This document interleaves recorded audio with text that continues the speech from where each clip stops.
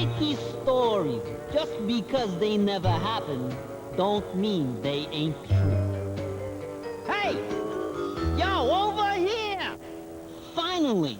You're late. A guy gets tired of waiting around, you know. You humans. What I want to know is who died and made you ruler of the planet, huh? Oh, yeah. Giant lizards. Never mind. But still, if you ask me, you pesky bipeds aren't fit to run a water faucet, let alone a planet. I was holed up until recently behind this nice, comfy refrigerator. When what happens? I get chased out with a broom. Why?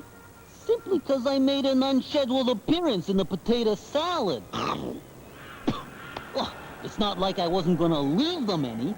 Jeez. So I figure I'm better off crashing here with my own kind, rather than trying to integrate with those hominidae we love to hate. Human beings. I've spent my entire post-larval life collecting stories. Freaky stories. Every one of them positively true. And today, I'm gonna fill you in on a few animalian types. Unlucky enough to encounter you two-legged beasties. Oh, sure, you may not agree with my theory now, but after you hear this, you will, brother. You will. This is a true story. Yeah, happened to a friend of mine. There was this typical family, right? 2 kids, mom, dad. They all went down to Mexico for a vacation. So, one morning, Mom convinced everybody to go souvenir shopping. Everybody was loaded up with all these big sombreros, necklaces, and piñatas, and Michael accidentally dropped one of those dolls with the great big eyes. Well, when they got back to the hotel, Mom freaked on him for losing the doll. He went back outside, and what did he see but this scrawny little animal with the doll in its mouth? He called the rest of the family to look, and they figured it must be some kind of chihuahua or something that followed them back from the market. Well, they immediately fell in love with the little guy, even though he was kind of weird looking, all skinny and bony with these pointy ears and big bulgy eyes. So they decided to keep him. They brought him in, gave him a bath, and named him George. George and the kids became inseparable during the rest of their vacation. When it came time to leave, they naturally assumed George was coming with them. When Dad said no, the kids were horrified. Michael tried the old hold your breath till you turn blue strategy. The parents caved in. But Dad was worried. He knew they'd have trouble at the border, since the animal had no papers, no shots, no passport. Dad figured their only chance was to smuggle him home. But when they put George in a suitcase, he couldn't breathe right and made all these wheezing noises like a rhino with bronchitis. And he wouldn't fit under a souvenir sombrero and wasn't quite attractive enough to pass off as Amanda's doll. The only solution was to stuff him down Mom's dress. So they did. They also slid a rubber squeaky toy into Mom's girdle to keep him quiet. They got through customs without a hitch and finally introduced George to his new home in the burbs. The kids were ecstatic. Not only did they have a dog, they had the coolest pet any of their friends had ever seen. They paraded George all around town with the pride of new parents. And then one day, Michael decided to take George to school for show and tell. They crammed him into a school bag and ran down to meet the bus. A couple hours later, the phone rang. It was the school's principal. He said that he wanted to see Mom at the school right away. Mom jumped into the car and sped off. She arrived at the school just as Dad pulled up. The principal had called Dad at work and asked him to come in too. He was waiting for them at the front door. Is something wrong? Asked Dad. It's not one of the kids again, is it? The principal led the way to the science room. No, there's another problem, said Mr. Lamprey, the science teacher. Tell me, Where did you get your pet? Mom and Dad exchanged glances. They weren't about to admit they smuggled George home from their Mexican vacation. Finally, Mom piped up. "We found him in the park." Mr. Lamprey, the science teacher, looked at her a little confused. Funny. He said, Your pet isn't from around here. You might say that it's a tropical breed. And stranger still, George isn't even a dog at all. Mom and Dad looked at Mr. Lamprey, the science teacher, in total bewilderment. The science teacher took a deep breath. He told them, gently, trying not to shock them, that their beloved pet was a giant Mexican sewer rat. Hey, I'm not kidding. It's a true story. By the way, know anybody that wants a pet? Free to a good home.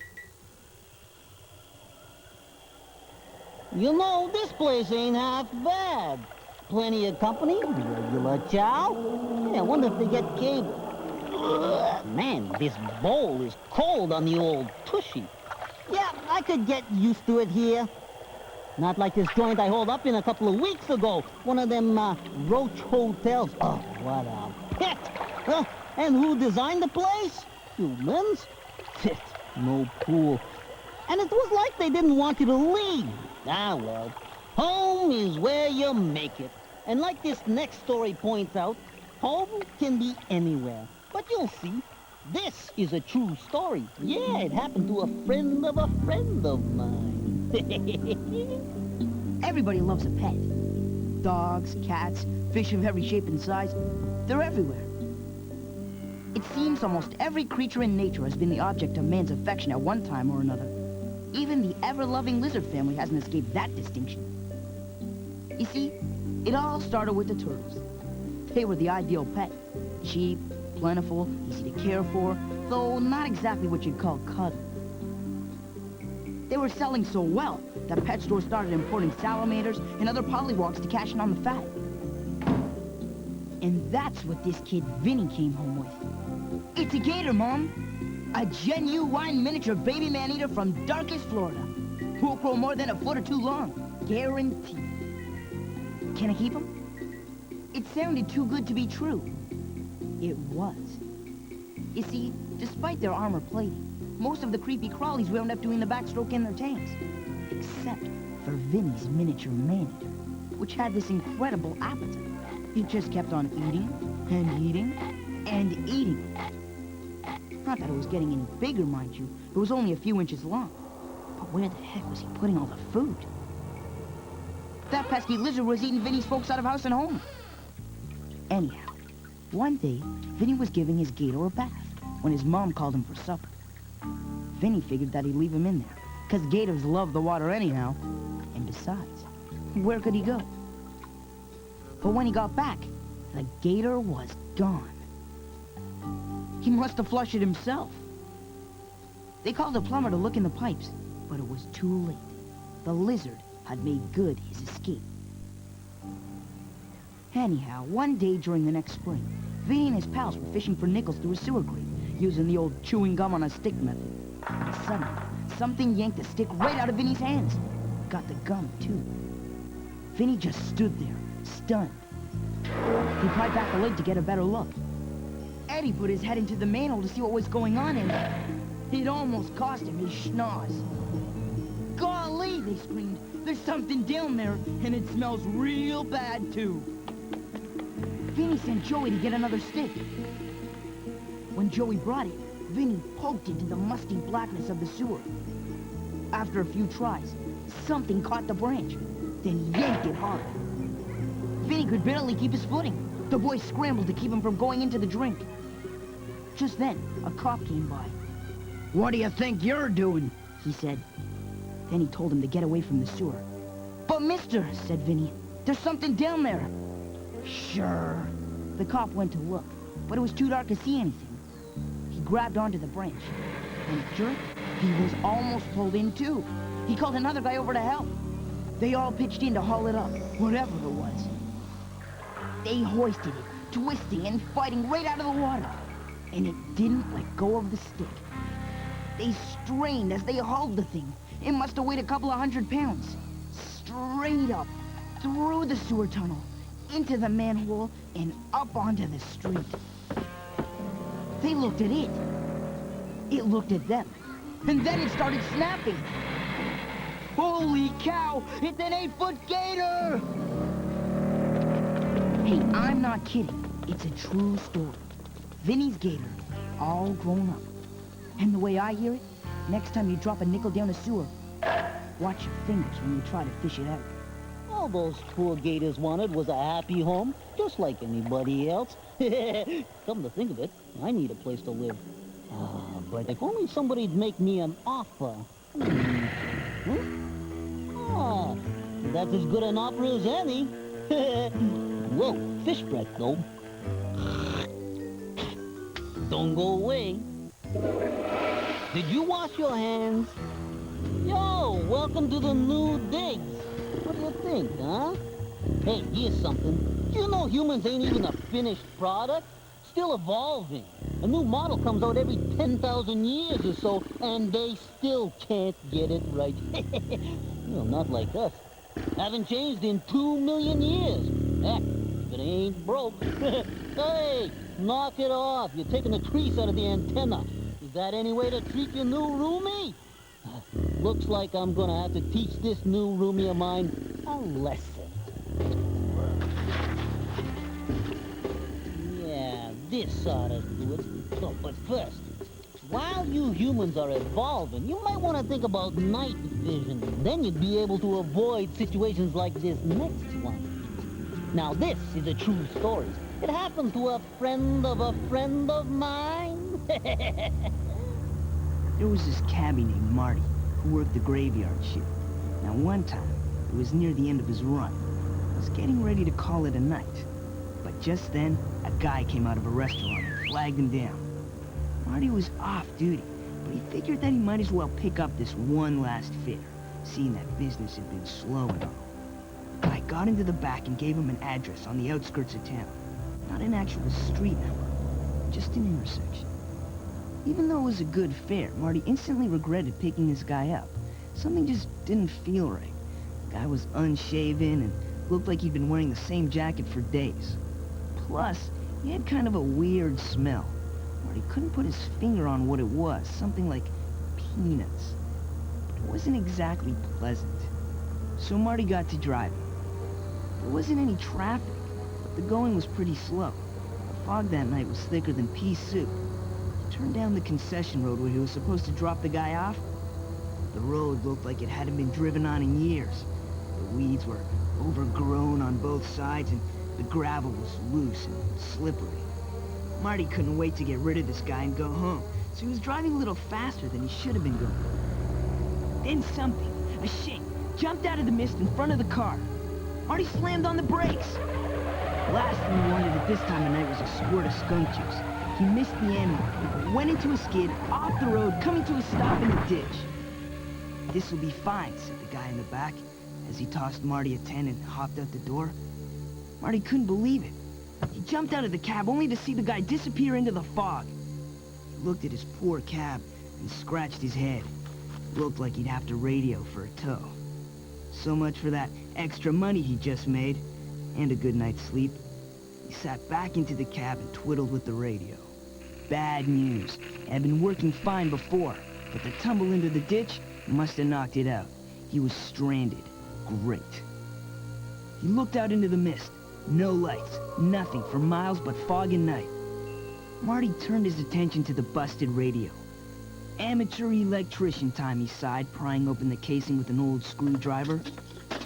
Inside, the radio was a jumbled spaghetti of wires and tubes. A dull headache throbbed behind his eyes. This was going to be a long night. When the car suddenly shuddered, Marty snapped his head around. Behind him loomed a gigantic ink-black shadow. The car shuddered again. Panicked, he tried to start the car. The keys jangled out of his shaking fingers. He had one chance before the thing could get him, he figured. Mind racing, he decided to bolt. But just as he got the door open, the car shuddered again, knocking him out into the mud. Then, somehow, otherworldly power behind it, the car surged onto the road, undercarriage scraping gravel. For the first time, Marty saw the true enormity of the thing. It seemed to black out the whole sky. Could it possibly be a spare? Some sort of shape-shifting monster come to claim its next victim? Marty scrambled up, shaking, feeling the hot breath of it behind him when something tapped his shoulder. Marty froze. Slowly, trembling, he began to turn around. A scream caught in Marty's throat. What's the matter? Ain't you never seen an elephant before? Marty's heart stopped as a huge form emerged from the ditch, trunk outstretched, reaching for him and plopping 4 tickets into his hand. We open Sunday, and bring the kids, 'cause everybody loves the circus.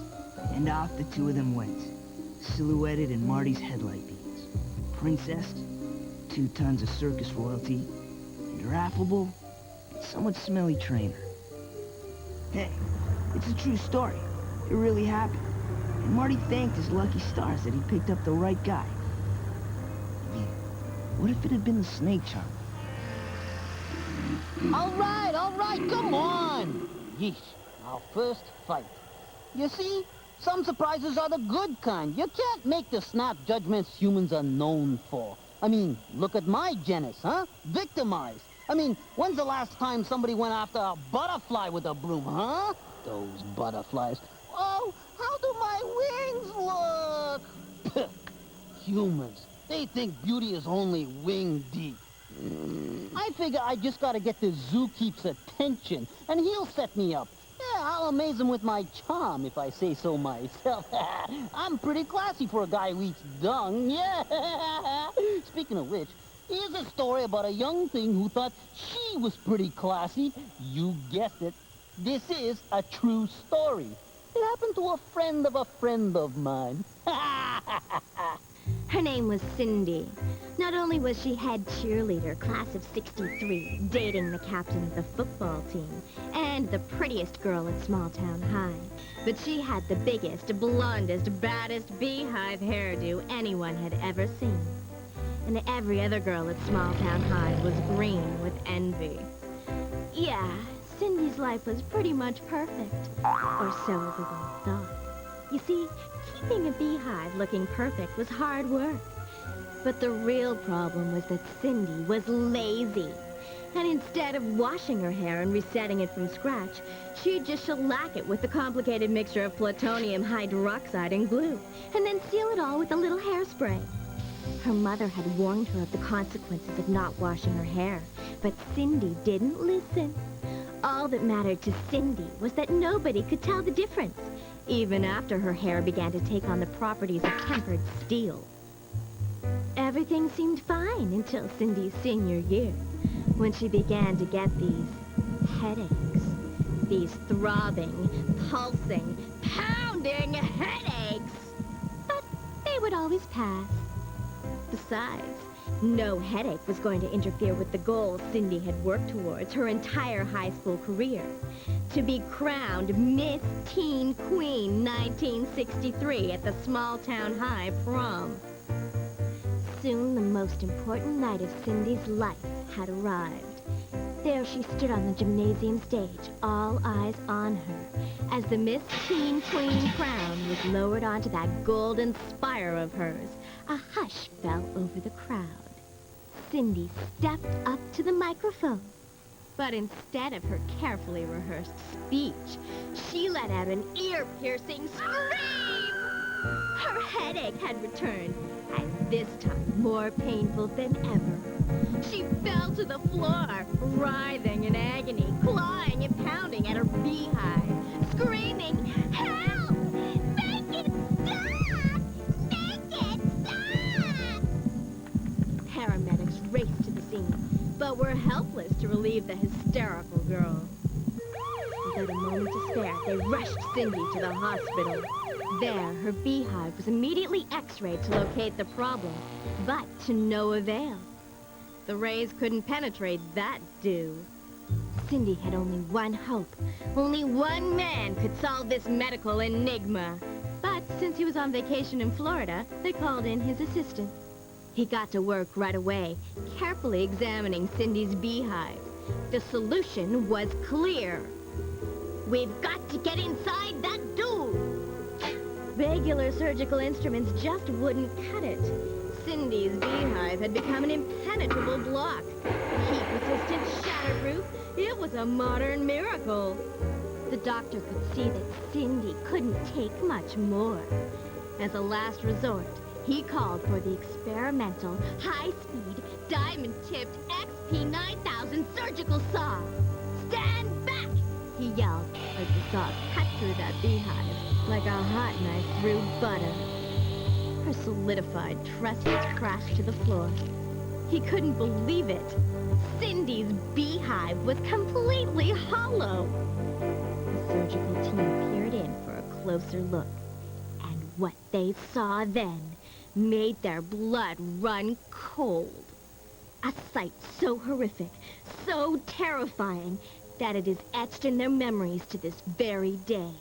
Crawling out from the hollow center of Cindy's beehive were spiders. Hundreds of big, black, ugly, hairy spiders! Hey, it's a true story, honest. Even ask Cindy. Yeah, she lived. You still see her around every now and then. She's easy to recognize. She's the one with the brush cut. Yikes! Tell you, I can relate. Seems anybody with more than 5 legs just can't catch a break these days. But I'm changing all that. Finally got the zookeep's attention. Scurried right up his leg and into his underwear. Being friendly-like. You'll never forget me now. Tell you, life's looking up.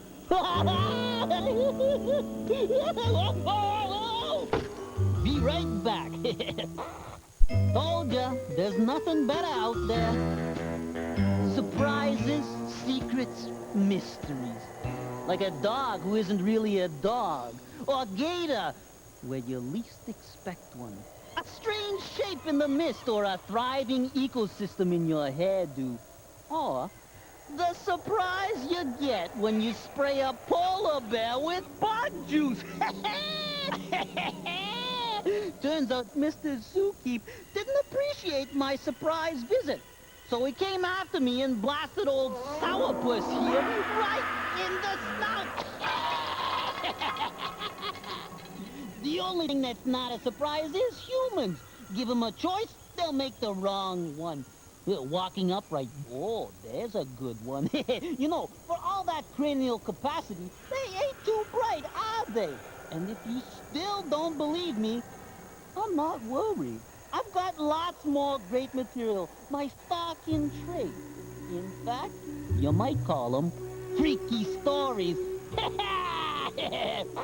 Oh, excuse me. Well, I'm off. Give you time to think about what I'm saying. And remember, just because they never happened, don't mean they ain't true. No.